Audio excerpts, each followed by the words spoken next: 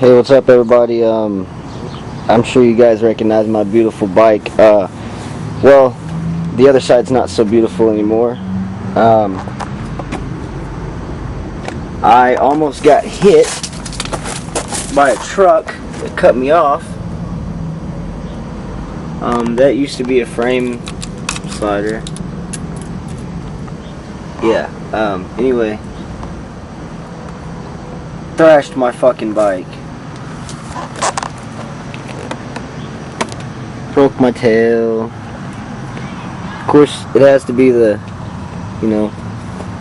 Jason Britton autographed bike that gets fucking smashed. But anyway, there's my bike. So yeah,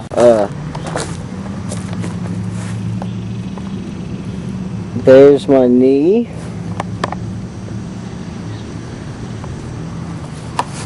And we got a little bit of road rash on my side, as you can see. And that's my arm. So pretty much, this is what happens when dumbass drivers aren't paying attention and they almost fucking hit you and you gotta wreck your bike.